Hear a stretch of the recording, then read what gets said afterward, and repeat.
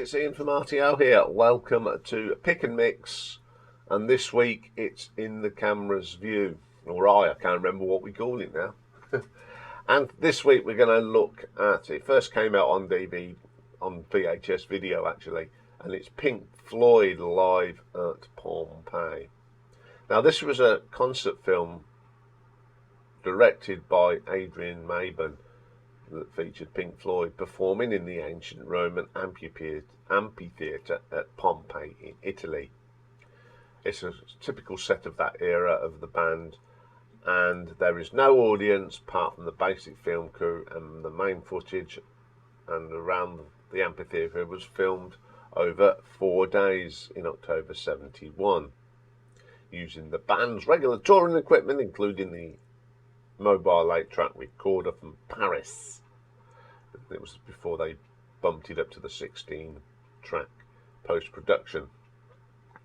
Additional footage filmed in Paris studio for the following December was added for the original 72 release, but then they re-released it in 74 with additional material from Dark Side of the Moon and that.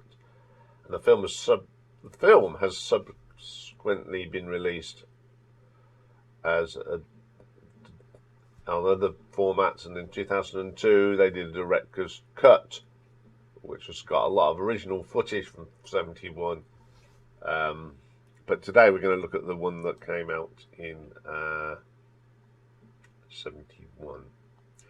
So, of course, playing on here we've got Roger Waters, bass guitar, and vocals, and additional piano on tracks like Echoes. Dave Gilmour on lead guitars, vocals as well. Richard Wright on Hammond organ and all sorts of things, and the one and only Mr. Nick Mason on the drums. So it starts off with a little bit of architecture of Pompeii and all these sort of gargoyles things, and then it goes, of course, into the big part one of Meddle. Echoes from Meddle, and then you see bits of popping mud and geezers and that and them thing. It doesn't look very healthy, but they're there standing in it. And what I like about this is the wonderful vocals, and they did it up until Richard died. Dave Gilmour and Richard Wright's singing in this is wonderful. And Dave Gilmour says he'll never sing it again because it's not the same without Richard, and he's absolutely right. There's no other. Them two just pulled it off wonderfully, and what annoys me is that you don't get the whole of it in one. It stops, because then it goes into "Careful with That Axe, Eugene," which was a single from 1968. This is bizarre. Watching Roger on this, he doesn't know what instrument to play, does he? He's running around like a little schoolboy in a sweet shop. He's just, well, what do I do now? What do I do now? I don't know. I can't think. Oh, do I put me bass? Do I do? It's quite good. It's okay. I'm not a big fan of that. The live version's good though, especially this. It's quite bizarre watching it. Up next, from A Source Full of Secrets, is A Source Full of Secrets. The beginning of this is absolutely bonkers. And I do like it with David sitting on the floor with his guitar, making noises from it, and and then you got Richard on the keyboards, just hitting them, bang, bang, bang. Once again, Roger's having a ball.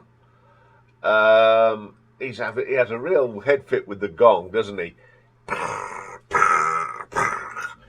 And then they go into the actual song, and It's pretty decent. I do like it, but I think this is one of them songs that's better watched than heard, with all the craziness going on.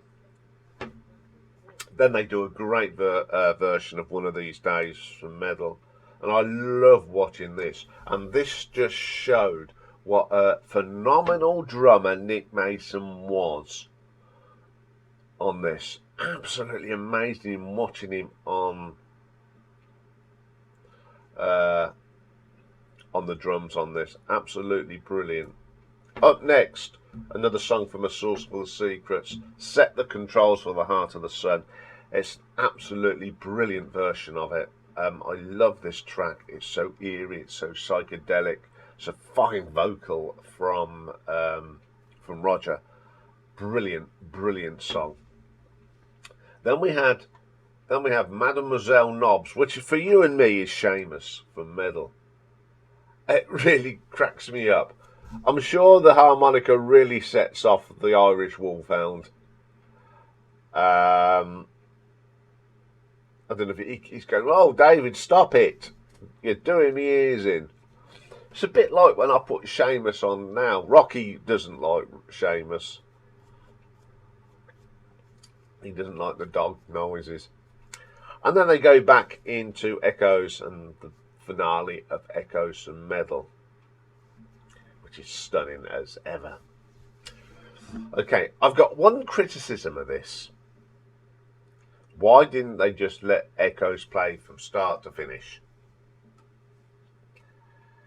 I don't know. Why split it up? But apart from that, it's brilliant to watch. It just showed the wackiness and the obscurity of this band and how they like to experiment and do stuff. It's a joy to watch, from very four talented musicians. It's just a shame it all fell apart, and then you got the split and all that sort of thing. But I've always enjoyed watching this. It's a delight to watch. So I can only give this one mark, and that's a 10 out of 10. It is a 10 out of 10 video for me. I do like watching this. Okay, that's all for videos today. I'll be back tonight though at 8 o'clock for the live stream, so join me then. So that's for but tomorrow we have got a triple day, and we're going to start off with live albums from the brilliant B-52s. And then we got two new albums to look at tomorrow. One being from Bill Wyman and Drive My Car. And yet another album from the Australian band King Gizzard and the Wizard Lizard. And it's their new album called Flight B471. So that's all coming up tomorrow. I will see you all tonight on the live stream. Bye for now.